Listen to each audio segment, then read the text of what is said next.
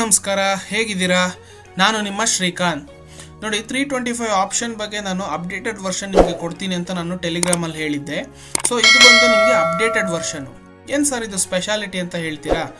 ನೋಡಿ, ಲಾಜಿಕ್ ಯಾವತ್ತೂ ಅರ್ಥ ಮಾಡ್ಕೊಳ್ಳಿ. ಫಸ್ಟ್ ಲಾಜಿಕ್ ನೀವು ಅರ್ಥ ಮಾಡ್ಕೊಳ್ಬೇಕು. ನೋಡಿ, ಒಂದೊಂದು ಕ್ಯಾಂಡಲ್ ಬಂದು ನಿಮಗೆ 300 to 500 ಪಾಯಿಂಟ್ಸ್ ಮೂವ್ಮೆಂಟ್ ಆಗುತ್ತೆ.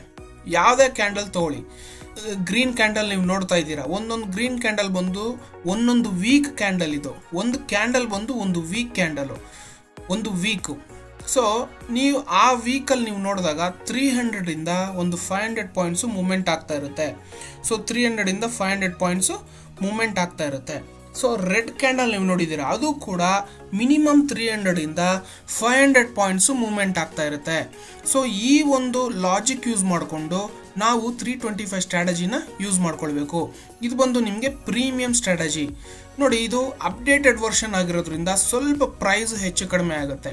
ಸೊ ನೋಡಿ, ಎವ್ರಿ ಫ್ರೈಡೆ ಬಂದು 3 PM ಇಂದ 3:15 ಒಳಗೆ ನೀವು ಒಂದು ಸ್ಟ್ರೈಕ್ ಪ್ರೈಸ್ನ ಚೂಸ್ ಮಾಡಬೇಕು.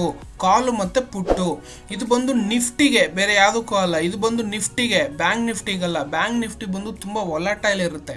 ಸೊ ಇದು ಬಂದು ನಿಫ್ಟಿಗೆ ಮಾತ್ರ ನಾವು ಶುಕ್ರವಾರ ಮಾತ್ರ, ಇದು ಯಾವತ್ತಿದ್ರೂ ಶುಕ್ರವಾರ ಮಾತ್ರ ನೀವು ತಗೊಳ್ಬೇಕು. ಏನಕ್ಕೆ ಅಂತ ಹೇಳ್ತೀನಿ ನೋಡಿ. ಶುಕ್ರವಾರ 3 ಗಂಟೆಯಿಂದ 3:15 ಒಳಗೆ ಈ ಒಂದು ಸ್ಟ್ರೈಕ್ ಪ್ರೈಸ್ನ ನೀವು ಚೂಸ್ ಮಾಡ್ಕೊಳ್ಬೇಕು.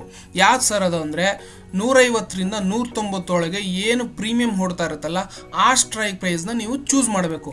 ಸರ್ ನಾನು 160 ಕಾಲ್ ತೊಗೊಂಡಿದ್ದೀನಿ ಮತ್ತು 180 ನಾನು ಪುಟ್ ತೊಗೊಂಡಿದ್ದೀನಿ, ಪರವಾಗಿಲ್ಲ ಸರ್ ಅಂದರೆ ಪರವಾಗಿಲ್ಲ. ನೀವು 150 ಇಂದ 190 ಒಳಗೆ ಯಾವುದಾದ್ರೂ ಒಂದು ಸ್ಟ್ರೈಕ್ ಪ್ರೈಸ್ನ ನೀವು ಚೂಸ್ ಮಾಡ್ಕೊಳ್ಬೇಕು. ಅದು ಬಂದು ಕಾಲು ಮತ್ತು ಪುಟ್ಟು ಎರಡನ್ನೂ ತೊಗೊಳ್ಬೇಕು.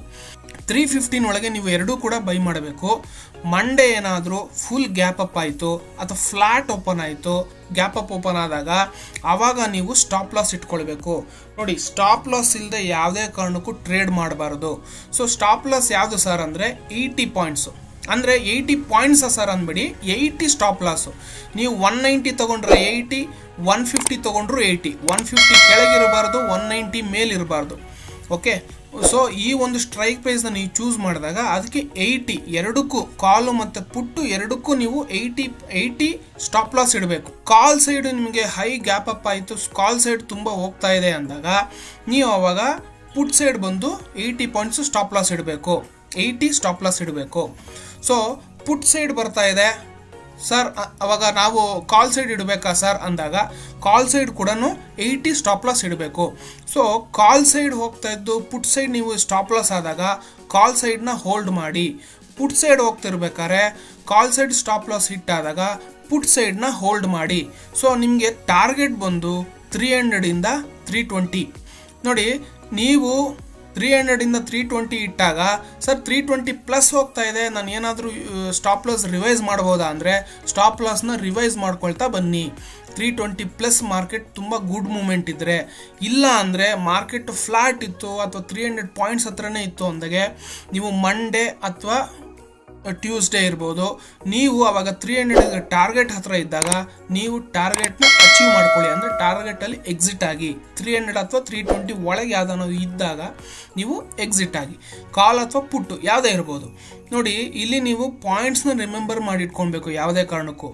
ನೋಡಿ, ಸ್ಟಾಪ್ ಲಾಸ್ ಇಲ್ಲದೆ ನೀವು ಯಾವುದೇ ಕಾರಣಕ್ಕೂ ಟ್ರೇಡ್ ಮಾಡಬೇಡಿ. ಅರ್ಥ ಆಯ್ತಲ್ಲ? ಸ್ಟಾಪ್ ಲಾಸ್ ಇಲ್ಲದೆ ಯಾವುದೇ ಕಾರಣಕ್ಕೂ ಟ್ರೇಡ್ ಮಾಡಬೇಡಿ. ಮತ್ತು ಫ್ರೈಡೇ ಹಾಲಿಡೇ ಇದ್ದಾಗ ಟ್ರೇಡ್ ಮಾಡಬಾರ್ದು. ಯಾಕೆ ಸರ್ ಫ್ರೈಡೇನೇ ಮಾಡಬೇಕು ಅಂದಾಗ, ಫ್ರೈಡೇ ಬಂದು new week current expiry start ಆಗೋದೆ ಫ್ರೈಡೇ. ಸೊ ಅದಕ್ಕೆ ನಾನು ಫ್ರೈಡೇ ಮಾಡಿ ಅಂತ ಹೇಳ್ತಾ ಇರೋದು. ಕರೆಂಟ್ ಎಕ್ಸ್ಪೈರಿ ತೊಗೊಳ್ಬೇಕು. ಫ್ರೈಡೇ ಹಾಲಿಡೇ ಇತ್ತಲ್ಲ ಸರ್, ನಾನು ಅವಾಗ ಮಾಡ್ಬೋದಾ ಸರ್, ಗುರುವಾರನೇ ತೊಗೊಬೋದಾ ಅಂದರೆ ಇಲ್ಲ.